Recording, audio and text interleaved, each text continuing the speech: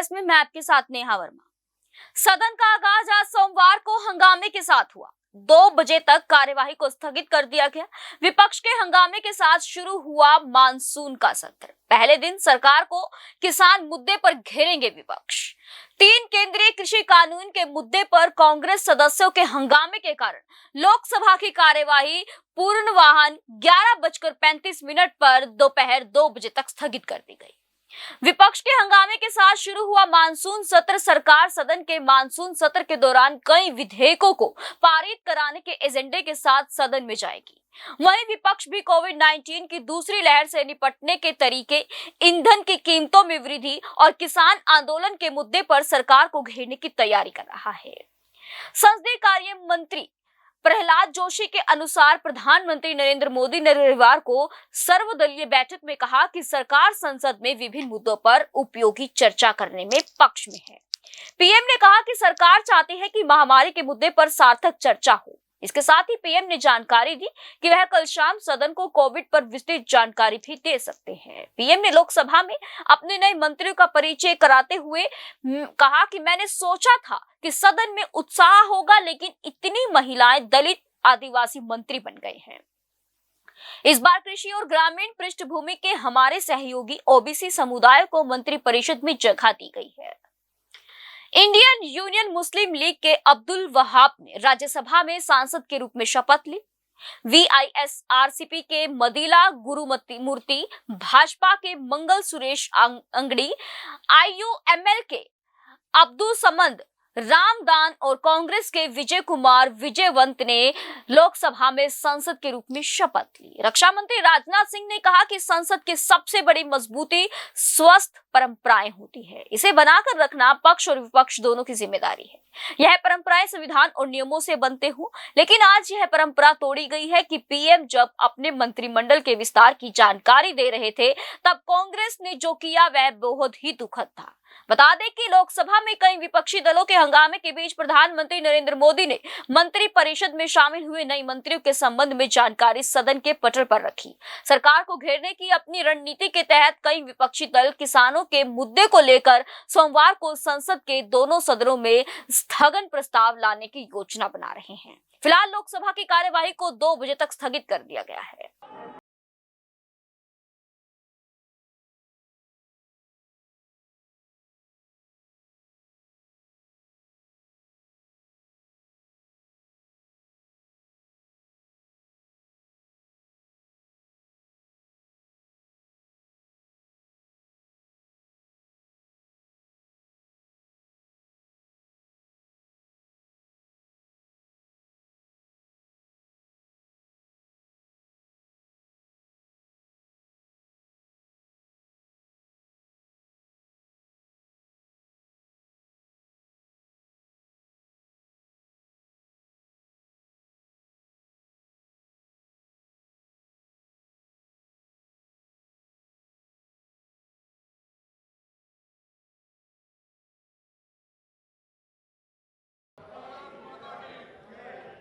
Item number 1, महासचिव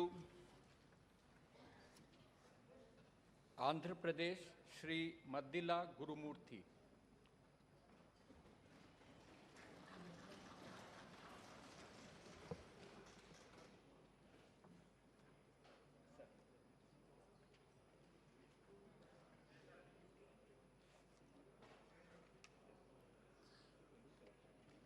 మధ్యల గురుమూర్తి అను నేను లోకసభ సభ్యుడిగా ఎన్నుకోబడినందున చట్టరీత్యా నెలకొల్పబడిన భారత సంవిధానం పట్ల యథార్థమైన భక్తి విశ్వాసములు కలిగినను భారతదేశపు సర్వసత్తాక అధికారమును అఖండతను సమర్థించదనియు నేను స్వీకరించబో కర్తవ్యమును శ్రద్ధాశక్తులతో నిర్వహించదనియు దైవ సాక్షిగా ప్రమాణం చేయుచున్నాను।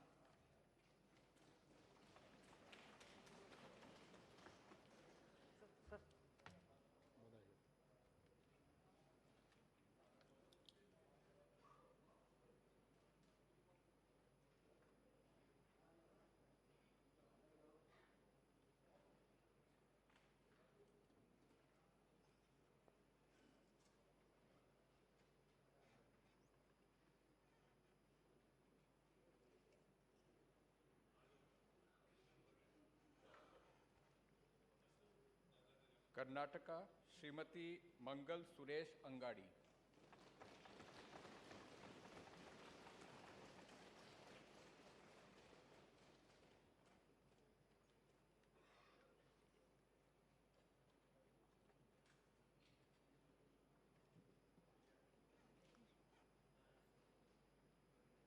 ಮಂಗಲ್ ಸುರೇಶ್ ಅಂಗಡಿ ಎಂಬ ಹೆಸರಿನೊಳಾದ ನಾನು ಲೋಕಸಭೆಯ ಸದಸ್ಯಳಾಗಿ ಚುನಾಯಿತಳಾದವಳಾಗಿ ಕಾನೂನು ಮೂಲಕ ಸ್ಥಾಪಿತವಾದ ಭಾರತದ ಸಂವಿಧಾನಕ್ಕೆ ಸತ್ಯ ಶ್ರದ್ಧೆಯನ್ನು ಮತ್ತು ನಿಷ್ಠೆಯನ್ನು ಹೊಂದಿರುತ್ತೇನೆಂದು, ಭಾರತ ಸಾರ್ವಭೌಮತ್ವವನ್ನು ಮತ್ತು ಅಖಂಡತೆಯನ್ನು ಎತ್ತಿ ಹಿಡಿಯುತ್ತೇನೆಂದು ಮತ್ತು ನಾನು ಈಗ ಕೈಗೊಳ್ಳಲಿರುವ ಕರ್ತವ್ಯವನ್ನು ಶ್ರದ್ಧಾಪೂರ್ವಕವಾಗಿ ನಿರ್ವಹಿಸುತ್ತೇನೆಂದು ಬಸವಣ್ಣನ ಹೆಸರಿನಲ್ಲಿ ಪ್ರಮಾಣ ವಚನ ಮಾಡುತ್ತೇನೆ.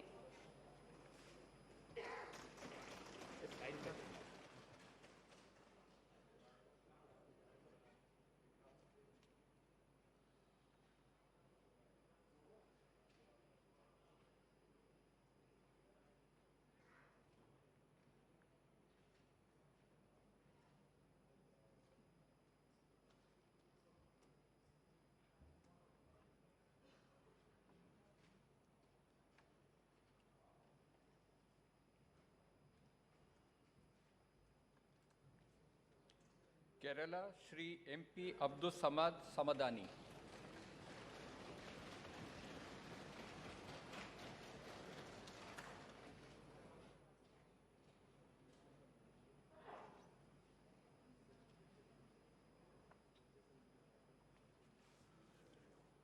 I, MP Abdul Samad Samadani, having been elected a member of the House of the People, do swear in the name of God that I will bear true faith and allegiance to the Constitution of India, as by law established, that I will uphold the sovereignty and integrity of India, and that I will faithfully discharge the duty upon which I am about to enter.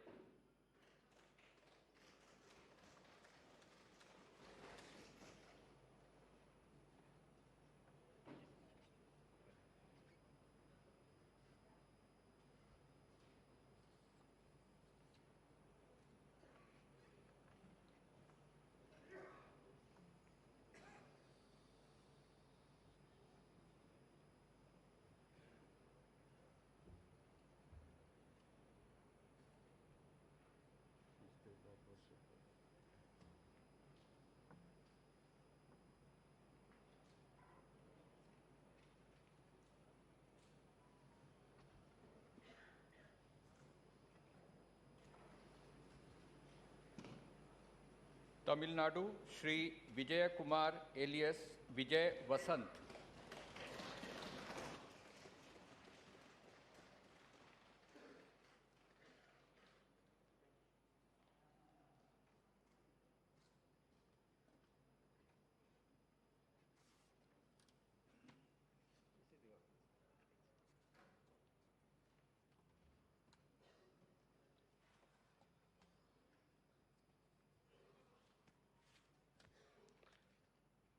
Kanyakumari தொகுதி மக்கள் சபையின் உறுப்பினராக தேர்ந்தெடுக்கப்பட்ட ஹரிகிருஷ்ண பெருமாள் நாடார் வசந்தகுமாரின் மகனாகிய விஜயகுமார் என்கின்ற விஜயவசந்த் என்னும் நான் சட்டப்பூர்வமாக நிறுவப்பட்டுள்ள இந்திய அரசமைப்பில் உண்மையான நம்பிக்கையும் பற்றுதலும் கொண்டிருப்பேன் என்றும், இந்திய நாட்டின் இறையாண்மையும் ஒருமைப்பாட்டையும் நிலைநிறுத்துவேன் என்றும், நான் மேற்கொள்ள இருக்கும் கடமையை நேர்மையுடன் நிறைவேற்றுவேன் என்றும் கடவுளறிய உறுதி கூறுகிறேன்.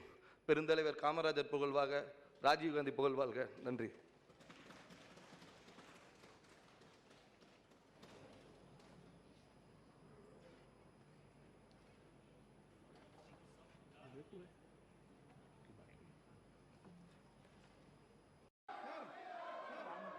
माननीय प्रधानमंत्री सर, मैं इतना ही अपील करता हूं sir, it is a customary and tradition. Honorable Prime Minister would like to introduce the new Council of Ministers. After that, they have got all right to raise the issue. With folded hand, I appeal to them, kindly allow the introduction by Honorable Prime Minister, new Council of Ministers. इस सदन की गरिमा को बनाए रखे मैं पुनः आग्रह कर रहा हूं। माननीय प्रधानमंत्री जी सदन के नेता हैं, नए फेरबदल मंत्री परिषद का परिचय कराना चाहते हैं। आपकी सदन की परंपरा और गरिमा को मत तोड़ें। माननीय प्रधानमंत्री जी,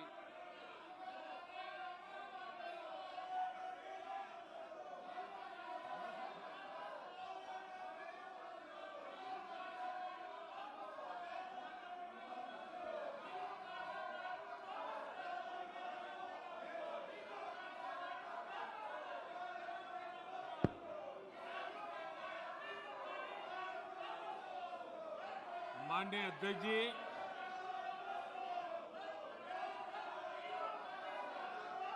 मैं सोच रहा था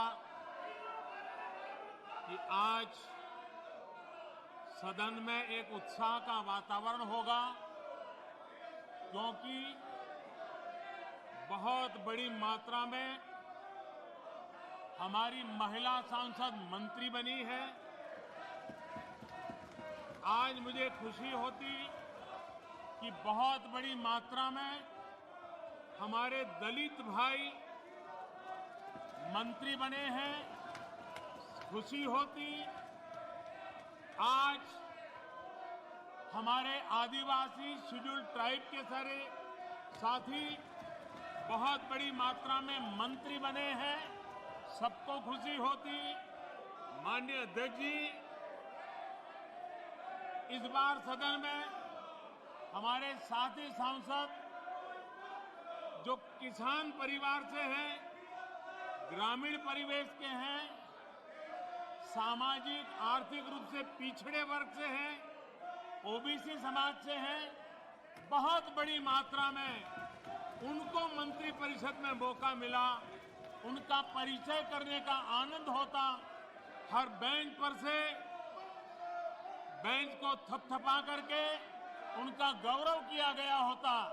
लेकिन शायद देश के दलित मंत्री बने, देश की महिला मंत्री बने, देश के ओबीसी मंत्री बने, देश के किसानों के बेटे मंत्री बने।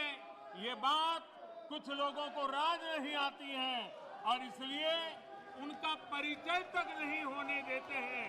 और इसलिए माननीय अध्यक्ष जी, मंत्रिमंडल में नवनियुक्त सदस्यों को लोकसभा में इंट्रोड्यूस समझा जाए। माननीय सदस्यगण, माननीय मंत्री महोदय का प्रधानमंत्री जी परिचय करना चाहते हैं। मैं पुनः आपसे आग्रह करता हूं, सदन की गरिमा और परंपराओं को बनाए रखें। ये उचित नहीं है। आप सदन की परंपराएं, गरिमा को गिरा रहे हैं। माननीय सदस्य अपने अपने आसन पर विराजे।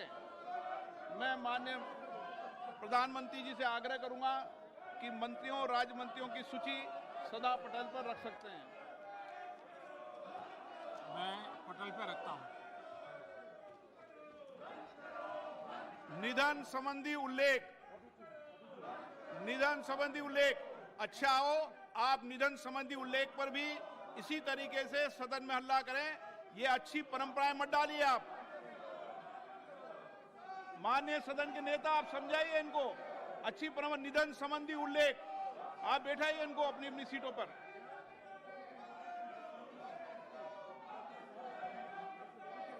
वो भी चलिए, बिठाइए ना आप। माननीय सदस्य, आप सदन की गरिमा को गिरा रहे हैं, अच्छी परंपराओं को तोड़ रहे हैं। ये देश देख रहा है, विश्व के अंदर सबसे बड़ा लोकतंत्र भारत है, लेकिन आपकी इस तरीके की कार्रवाई कतई उचित नहीं है और न्यायपूर्ण नहीं है, देश के लोकतंत्र के लिए उचित नहीं है। माननीय सदस्यगण, निधन संबंधी उल्लेख। निधन संबंधी उल्लेख। माननीय सदस्यगण, मुझे अत्यंत दुख के साथ हमारे 40 पूर्व साथियों के निधन के संबंध में सभा को सूचित करना है। श्री स्कारिया थॉमस 6ठी और 7वीं लोकसभा के सदस्य थे, जिन्होंने केरल के कोटायम संसदीय निर्वाचन क्षेत्र का प्रतिनिधित्व किया। श्री थॉमस का निधन 74 वर्ष की आयु में 18 मार्च 2021 को कोची में हुआ। श्री हरि नारायण प्रभु 10वीं लोकसभा के सदस्य थे, जिन्होंने गोवा के पंची संसदीय निर्वाचन क्षेत्र का प्रतिनिधित्व किया। वे इससे पहले 2 कार्यकाल के लिए गोवा, दमन और दीव विधानसभा के सदस्य और गोवा विधानसभा के सदस्य भी रहे। उन्होंने गोवा, दमन और दीव सरकार में मंत्री के रूप में भी कार्य किया। श्री हरीश नारायण प्रभु का निधन 85 वर्ष की आयु में 20 मार्च 2021 को पणजी में हुआ। श्री मुख्तार अनीस जी 11वीं लोकसभा के सदस्य थे, जिन्होंने उत्तर प्रदेश के सीतापुर संसदीय निर्वाचन क्षेत्र का प्रतिनिधित्व किया। श्री अनीस ने 4 कार्यकाल तक उत्तर प्रदेश विधानसभा के सदस्य के रूप में भी कार्य किया और साथ ही उत्तर प्रदेश सरकार में उप मंत्री के रूप में भी कार्य किया। मुख्तार अनीस जी का निधन 77 वर्ष की आयु में 30 मार्च 2021 को लखनऊ में हुआ। श्री श्यामा चरण गुप्ता ने 14वीं और 16वीं लोकसभा में उत्तर प्रदेश के बांदा और इलाहाबाद संसदीय निर्वाचन क्षेत्र का प्रतिनिधित्व किया।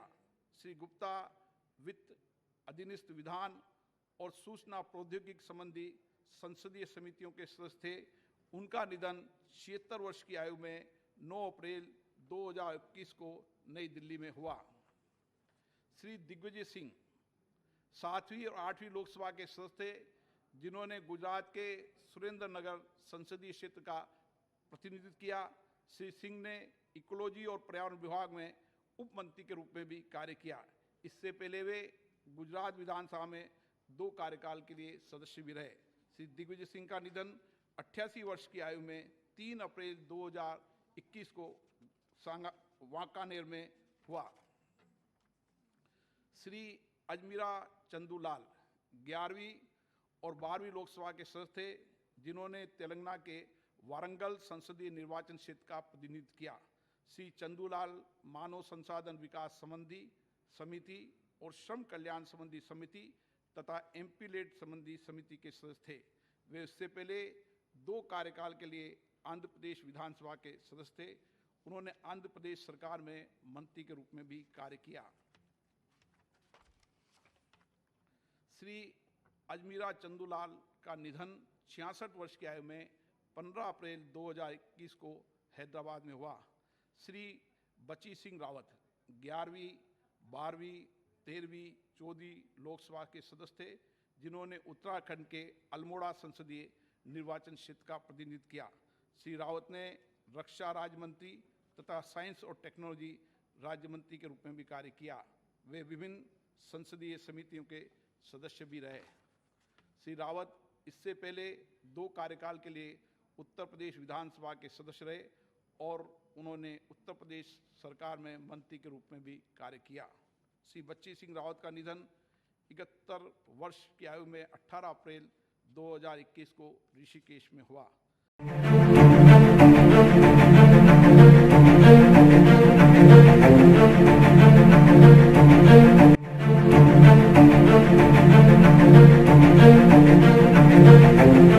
ऐसा अवसर फिर नहीं मिलेगा। अब हरियाणा सरकार की दीनदयाल आवास योजना के अंतर्गत सेक्टर 1 तरावड़ी में 135 और 142 गज के प्लॉट्स मात्र 21,000 रुपए देकर बुक करवाएं। क्रेडिट सोसाइटी, सड़क, sewerage, street light, park, community centre, तुरंत रजिस्ट्री और पोसेशन भी। कॉल 9460 34 000।